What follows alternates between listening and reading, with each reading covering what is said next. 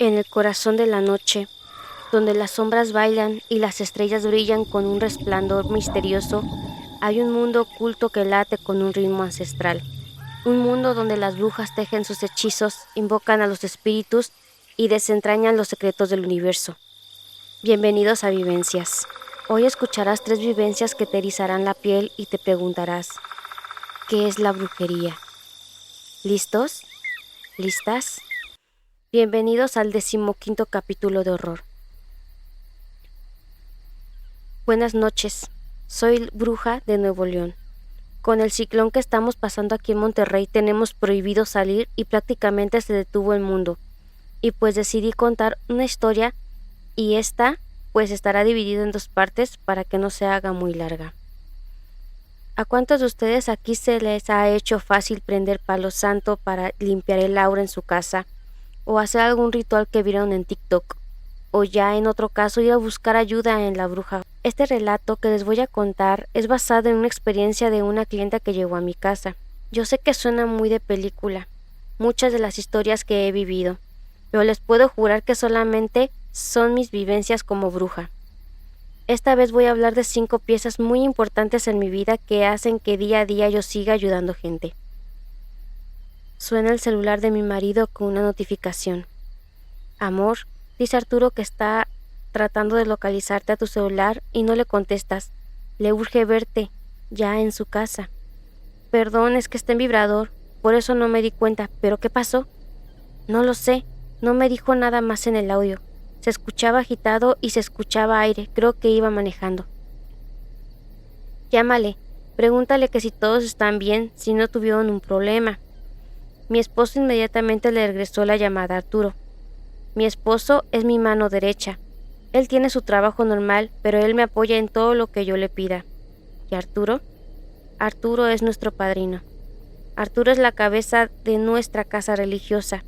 Él es todo un diccionario. Él es como un libro enorme que sabe todo y que no se le cierra el mundo, pero no sé por qué sabe mucho. Se rehúsa a seguir aprendiendo. Arturo, ¿están todos bien? No, mi Alejandro. Tuve que parar todo el trabajo.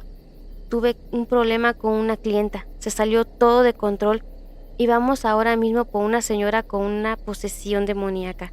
Así que lácense a la casa. Vale, solo agarro mis cosas y nos vamos para allá. Le grité, pero yo para que me escuchara en el altavoz. Yo iba nerviosa pero emocionada. En mi vida había visto una posesión y la verdad me moría de miedo, pero no me podía ir para atrás. Llegamos a la casa de mis padrinos y aún no llegaban. Se les había olvidado comprar algunas velas y puros. Eso indicaba que íbamos a tener una mesa espiritual. Cuando entré a la casa vi a una chica blanca, pelo negro, de estatura aproximadamente de 1,45, muy chiquita. Tendría alrededor de unos 25 años. No era muy agraciada, pero su look hacía llamar muchísimo la atención. Era algo así como un estilo urbano, pero a la vez dark. Cosas de jóvenes. Y más que su look me llamó la atención que estaba llorando. Así que solamente saludé. Buenas noches, con permiso. Y seguí de largo hacia el cuarto donde trabajamos.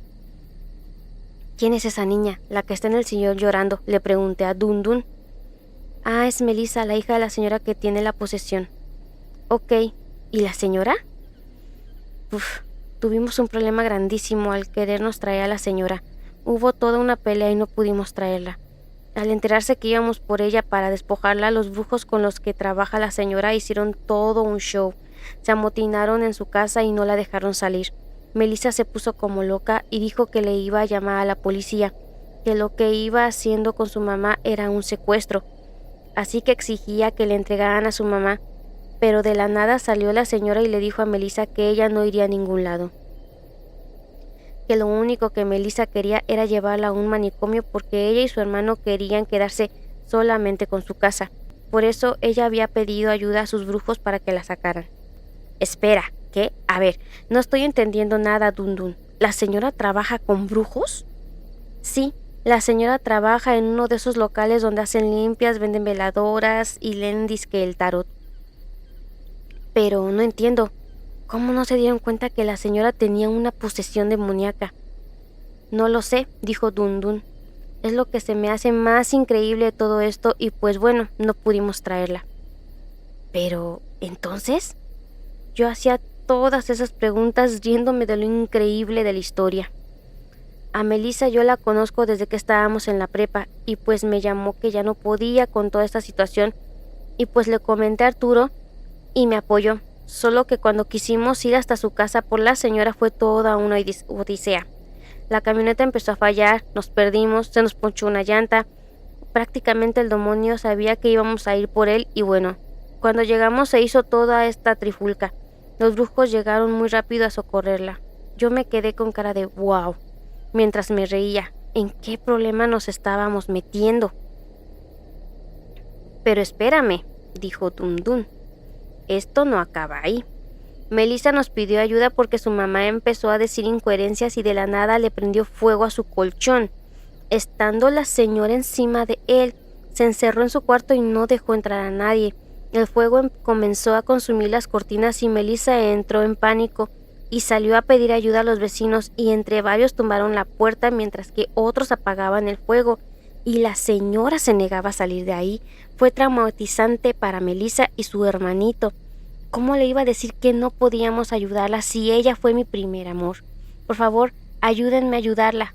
Dundun es como mi hermano chiquito. Él es un amor, muy cariñoso y efusivo. Lo voy a llamar Dundun porque así se le dicen a las personas de color de piel oscura dentro de mi religión, y él parece todo un cubano, alto con su tono de piel, dientes blancos y su pelo afro. Pero aparte de ser como mi hermano, él también es una pieza muy importante en nuestra casa religiosa. Él también es padrino a su corta edad, tanto de santería como de palo santo, y también está jurado en Aña, que es el fundamento del tambor en nuestra religión. Son quienes les tocan a los santos para que se abra el cielo y llegue el mensaje. Prosigo. Ay, Dundun, pues ya qué, suspiré y le contesté riéndome. Si ya nos embrocamos, vamos a hacerlo bien y a guerrear que no hay de otra, a preparar lo que falta para hacer la misa, ya solo que llegue Arturo y Alexa. Entre más rápido termine esto, mucho mejor. En ese momento llegó Arturo y Alexia. Alexia es la hermana de Dundun, es otra madrina de la casa religiosa y también pieza muy importante tanto en mi vida como en todas mis historias. Vamos a invocar a Esteban para ver cómo podemos ayudar. Tal vez tengamos que abrir un portal para así utilizar a Melissa porque ella es nuestro único lazo que tenemos hacia su mamá para poder llegar al demonio, dijo Arturo. Bueno, Melissa, ¿puedes pasar? Vamos a tomar esta silla para ponerla en medio y te sientes.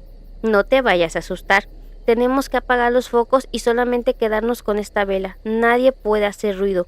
Tú no te preocupes, tienes que estar atenta a lo que se te va a decir. Dundun, Alejandra, apaguen los focos, por favor, y tomen asiento. Vamos a comenzar, dijo Alexa. Mi padrino se puso en posición para poder montar al espíritu de Esteban. Sea el Santísimo, sea. Comenzamos todos a cantar para poder invocar al espíritu de Esteban. Eid, te necesito lúcida, no te vayas. No puedes montar ahorita, me gritó Arturo. Siento que me ahogo y por más que trato mi espíritu se quiere ir. Pásenme cascarilla, por favor, les dije con voz cortada. Mi esposo se paró a un lado mío y me despojó para seguir en mis 5 sentidos. ¿Qué pasó? ¿Para qué me hicieron venir? ¿Y esta quién es? ¿Quién la invitó a mi casa?, dijo el espíritu de Esteban. Tranquilo, ella es Melissa y viene a pedirle su ayuda, dijo Alexa. ¿Melissa? Yo nunca la había visto aquí. ¿Qué me vas a dar a cambio, Melissa? Pues no sé, no tengo mucho dinero, pero de verdad ocupo su ayuda, dijo Melissa con voz temblorosa. A ver, dime, ¿cómo que quieres que te ayude? Tengo un problema, Esteban. Mi mamá está muy mal. Tu mamá está loca, niña. A tu mamá se le está comiendo un demonio, se carcajeaba Esteban. No me digas eso, comenzó a llorar de nuevo Melissa. Niña, soy un espíritu que tiene más de 400 años. A mí nadie me hace tonto. Aparte, los demonios, estos descarados, son mis amigos. Por eso tu mamá intentó matarse, porque ya no tiene control sobre ella. Ahora el demonio vive a través de ella. Melissa se soltó el llanto y no podía hablar, y todos nos enmudecimos, sentimos lástima por ella. porque a las malas decisiones de su mamá le estaban perjudicando a Melissa y a su hermano de 13 años. No llores, niña. La verdad tu mamá se lo merece. Tu mamá fue buscando ayuda con esos brujos porque quería tener poder. Ella forjó a querer jugar a ser una bruja, y con esto no se juega. Quiso jugar a hacer trabajos y le salió todo mal. Y los brujos esos con los que trabaja, los dueños de ese local, ellos sabían qué era lo que estaba haciendo con tu mamá. Tu mamá no estaba enterada del 100, porque le entregaron con engaños al demonio. Pero al final de cuentas lo que ella quería era poder y ese demonio se lo dio y por eso ahorita se está volviendo loca. Melissa cada vez se encorvaba más y más en la silla como si le doliera algo. Yo creo le dolía el corazón de escuchar lo que el espíritu le estaba diciendo y no podemos juzgar a Esteban. Al final de cuentas es un espíritu que en su momento era agente sin tacto. Él no sabe lo que es hablar con delicadeza. Él viene a dejar mensajes, no a consolar gente. A ver, Esteban, vamos a tranquilizarnos, dijo Alexa. Nadie aquí en esta habitación es culpable de todo lo que está pasando. Entonces, vamos a tratar de ayudar a Melissa. Por eso mismo se te llamó, para que vinieras a ayudarnos. Después, seguimos con la segunda parte. En 1906, en lo que hoy se conoce como Azcapotzalco, había una zona lacustre alimentada por el río de los Remedios o Río Hondo. Hoy entubado en esta zona había muchas rancherías y haciendas importantes. Una de estas tantas era de la familia que voy a referir, de mi familia. Ellos eran campesinos granjeros, vivían en una casa de adobe de la época de paredes gruesas de adobe en terreno de grandes extensiones y animalitos para subsistir. Mis bisabuelos empezaban su matrimonio y mis tíos eran muy pequeños. Mi bisabuela acababa de dar a luz a mi tía Rosario en ese entonces. Los partos se atendían en casa y las comadronas se encargaban de eso. Pero también se avisa cuando nacía un bebé y entre tanto rancho siempre había brujas. No era raro que se escuchara que a veces desapareciera alguna criatura de los brazos de su madre. A los pocos días de que nació mi tía, las cosas empezaron a ponerse raras en la casa. Los animalitos se alejestraban en las noches y los guajolotes se subían a las láminas de la casa. En varias ocasiones mi bisabuelo salió con su machete a ver qué había afuera, pero solo veía a los guajolotes echados en las láminas y los bajaba tirándoles agua. En ese entonces no había luz eléctrica, así que solo te alumbrabas con un quinque. Las vecinas le decían a mi abuela que cuidara a todos sus hijos porque estaban muy chicos y las brujas venían de San Juan. San Juan es una comunidad cercana que siempre se ha conocido como lugar de brujos. Una noche, mientras dormía, mi bisabuela decía que ella escuchaba que oía a la niña llorar, pero que ya le había dado de comer y que estaba seca. Entonces que ella la acurrucaba, que a lo mejor tenía frío y se quedaba dormida, pero al rato otra vez se le oía llorar, y ella volvió a revisar entre sueños que la niña estuviera bien y se volviera a dormir y al rato otra vez, pero esta vez estaba más lejos y ella volvió media dormida a revisar y sintió la cobija y sintió que la niña estaba bien y se volvió a dormir. Pero la niña lloraba más lejos y mi abuela no podía despertar y la niña lloraba y nadie despertaba. Cuando los perros muy enfurecidos empezaron a ladrar y esto levantó un salto a mis abuelos y cuando buscaron las cobijas era un montón de paja y la niña no estaba. Empezaron a buscar entre todos lados, levantaron el petate, despertaron a mis tíos, buscaron por toda la choza y nada. Y afuera los perros enfurecidos correteando algo. Mis abuelos salieron como alba que lleva el diablo a ver qué pasaba y vieron una cosa negra con una tela larga que jalaba al perro y llevaba a la niña. Cuando ésta volteó a ver a mi abuela le dijo algo en unas palabras que no entendió, pero su furia era tal que le valió gorro y se abalanzó sobre eso, y con machete en mano le pegó para que soltara a la niña, y mi abuela como pudo le quitó a la niña. Dice mi abuela que mi abuelo nunca dejó de machetear y de gritarle groserías a esa cosa, que cómo pudo salir volando. Cuando regresaron a la casa, la niña estaba inconsciente, estaba toda llena de moretones como mordida y como baba espesa. Mi abuela le dijo a uno de mis tíos, al más grande, que fuera a casa de su mamá, que no estaba lejos, a pedirle ayuda, pues no podía bañar a la niña, era peligroso. Cuando llegó mi tío con mi tatarabuela, venía otra señora con ellos y empezaron a revisar a mi tía. La limpiaron y velaron varios días, pues decían que su alma estaba en un límite, porque la bruja había chupado su esencia mucho tiempo. Mi tía estuvo inconsciente varios días. Dicen que se tardó. Esto provocó que su vida fuera enfermiza. Esta historia me la contó mi tía Rosario en sus propias palabras. Ella falleció en 2004. De la bruja dicen que es una mujer que vivía en una vecindad en la comunidad de San Juan. Un día se puso muy mal, pues la habían atacado con un machete, le habían cortado una mano y tenía muchas cortadas en un brazo y en la espalda, y varias cortadas se le habían infectado. Dicen que murió 2 semanas después. Gracias por escucharme. El granjero pasa su vida nutriendo a su ganado para luego matarlo y devorarlo. Qué irónico fue cuando al momento de mi muerte descubrí que nuestros ángeles guardianes habían estado haciendo lo mismo con nosotros. Antes de seguir con la última vivencia, te recordamos que te suscribas para que crezcamos juntos en este lindo proyecto. No se te olvide darle a la campanita para que no te pierdas ningún video nuevo y que compartas un like y un comentario para que el algoritmo de YouTube nos trate bonito. Sin más por decir, continuamos. Antes que nada, deben saber que como parte de mi formación académica debo de hacer prácticas en campo. En el 2018 a un grupo de 7 personas nos tocó ir a una comunidad en los Altos de Chiapas. Es necesario tener en cuenta que la zona había sido afectada por el sismo del 2017 y por tanto nuestro trabajo se centraría en la iglesia del pueblo. Nos encontrábamos aproximadamente a 2 horas desde Tuxtla y a 20 minutos en carretera del siguiente pueblo.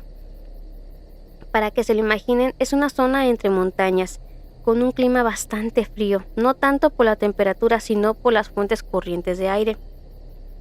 La comunidad en sí era bastante amable, pero muy reservada. A decir verdad, no tuvimos demasiada interacción con las personas fuera de nuestra área de trabajo.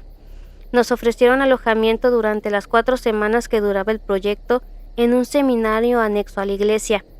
Para los que no sepan qué es un seminario, es el sitio en el cual los jóvenes que aspiran a ser sacerdotes obtienen su formación. En esta ocasión el sitio se encontraba vacío, pues los seminaristas estarían fuera durante 3 de las 4 semanas que nosotros estuvimos presentes. El lugar era muy tranquilo y amplio, contaba con aproximadamente 11 habitaciones. Hay que tener en cuenta que el sitio estaba hecho para grupos de 40 a 50 personas. Para poder explicar los sucesos es necesario intentar describir la disposición de este. Era un lugar de una sola planta, muy grande, en el centro del jardín. Había un oratorio, alrededor estaban las habitaciones dispuestas en pabellones de 3 y en cada una cabían de 3 a 4 personas, con baño y regadera propia. Enfrente estaba la cocina-comedor, es decir, eran secciones separadas. Las habitaciones estaban hechas con paredes de concreto, pero techos de madera y tejas. En la parte trasera había otro patio, separada con una reja porque ahí tenían un perro guardián bastante bravo. Por último, cabe señalar que en la parte trasera de la cocina existía una construcción de 2 habitaciones, la cual resalta del conjunto por estar hecha solo de madera. Durante nuestra estadía, una señora de un pueblo vecino era la encargada de preparar el desayuno y la comida, y a pesar de tener habitaciones disponibles, ella nunca quiso quedarse después del atardecer.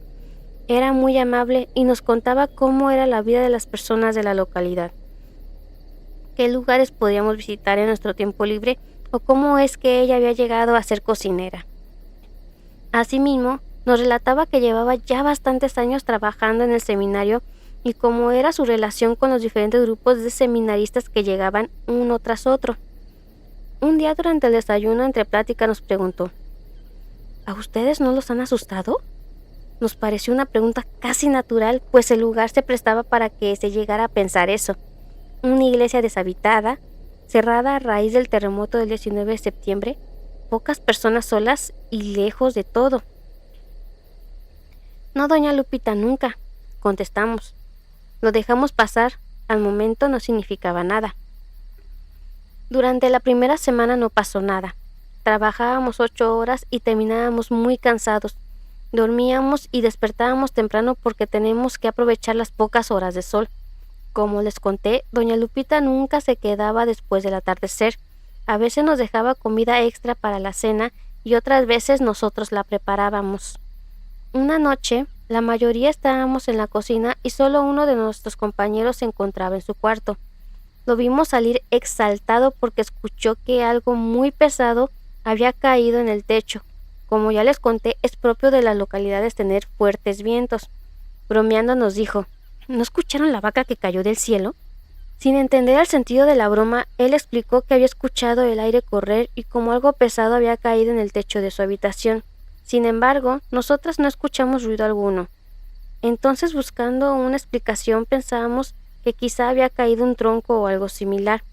El problema es que cerca de la habitación no existía ningún árbol. Además, era de noche y había muy poca iluminación, por lo que no pudimos ver nada. Por la mañana revisamos si no había alrededor ni troncos ni animales ni ningún objeto que sugiriera el ruido que mi compañero describió. Nos dio miedo, pero lo olvidamos pronto porque eso sucedía un viernes y usualmente salíamos los fines de semana y regresábamos hasta el domingo. Cuando volvimos el domingo por la tarde, nos encontrábamos completamente solos, así que preparábamos unas palomitas y nos sentamos a contar historias de terror en el cuarto del compañero que escuchó el ruido. Es algo que nos gusta hacer para pasar el tiempo, pero ese día todo sería diferente. Alrededor de las 10 de la noche, escuchamos nuevamente que algo cayó sobre el techo, algo muy pesado. En ese momento todos nos congelamos como esperando una reacción, o bien que alguien se decidiera a salir para ver qué era. Al instante, se escuchó como algo muy grande se estaba arrastrando de un lado a otro sobre el techo de todo el pabellón. Es muy difícil de describir el ruido que hacía, era casi como si serpenteara. De un instante a otro el ruido cesó, seguido de una especie de impulso como si hubiese saltado sobre el techo. Después escuchamos como si eso estuviera corriendo en el jardín a una gran velocidad. La cosa no se detuvo ahí, pues ya todos en completo silencio y atentos a los movimientos en el exterior, notamos que eso se trasladaba rápidamente a los techos de otros pabellones y de nuevo a los jardines que pasaban por el oratorio, y luego volvió sobre nuestro techo. Cuando digo rápidamente me refiero a que era casi instantáneo, como si pudiese saltar o quizás volar. Tampoco distinguíamos ya si se arrastraba o corría. Eso duró alrededor de 30 minutos. Todos estábamos paralizados del miedo.